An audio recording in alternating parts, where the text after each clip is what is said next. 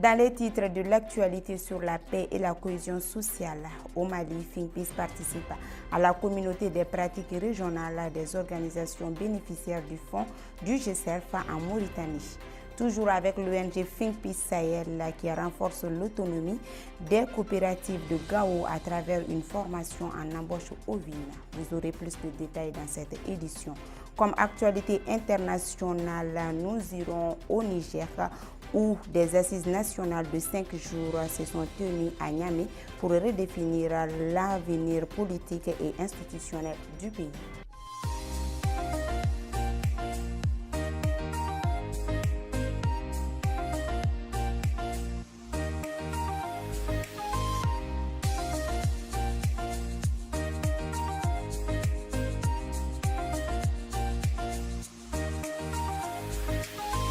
Bonsoir à toutes et à tous, bienvenue dans cette édition. Je l'ai annoncé dans les titres du 17 au 21 février 2025. L'ONG FINPIS a pris part à la communauté des pratiques régionales organisée par le Global Community Engagement and Resilience Fund GCERF à Nouakchott.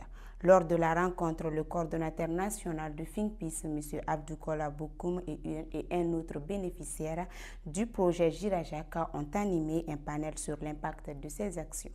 Le jeune bénéficiaire qui vient de Gadji à Gao a aussi partagé son témoignage, notant que grâce au projet Jirajak, il s'est intégré dans sa communauté et est devenu un acteur de changement positif et un modèle.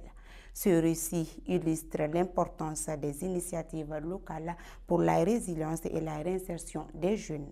FINPIS réaffirme son engagement pour des solutions durables, la paix et la prévention de l'extrémisme violent. Du 6 au 8 février 2025, FINPIS, dans le cadre du projet Jirajak, a formé les membres de la coopérative Alaïdou de Gadji en technique embouche ovine à Gao.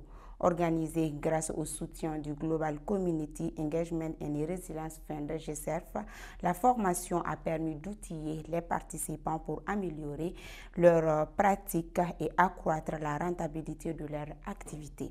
À travers cette formation, FINPIS renforce l'autonomie économique des communautés de Gao et prévient l'extrémisme violent. À présent, la page internationale de cette édition. 18 mois après l'arrivée au pouvoir des militaires, des assises nationales se sont tenues au Niger du 15 au 19 février 2025. Plus de 700 participants venus des 8 régions du pays et de la diaspora se sont réunis dans l'enceinte du Centre international des conférences Mahatma Gandhi de Niamey avec un seul objectif, renforcer l'unité nationale, favoriser le progrès et le développement, consolider la souveraineté et affermir l'indépendance du pays.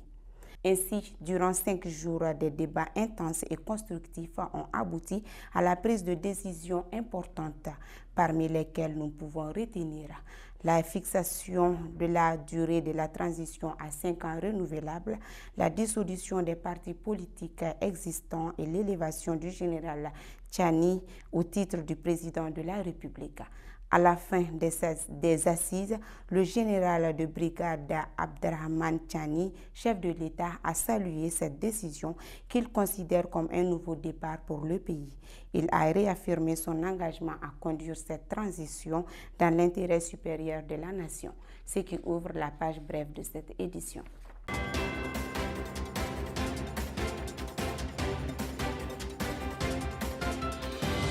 La commission de rédaction de l'avant-projet de la Charte pour la paix et la réconciliation nationale poursuit ses consultations avec les forces vives du Mali dans le but de promouvoir la paix et la stabilité. Lors de la 4e phase, elle a rencontré les organisations de presse à Bamako pour discuter de l'avant-projet de la Charte. L'ancien Premier ministre Ousmane Issoufi Maïga a souligné l'importance de la presse dans ce processus et a invité les participants à soumettre leurs suggestions.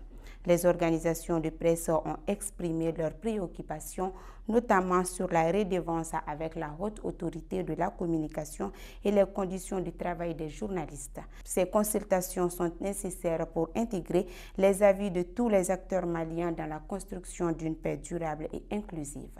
Et c'est tout pour cette édition. Merci de l'avoir suivi et à très bientôt.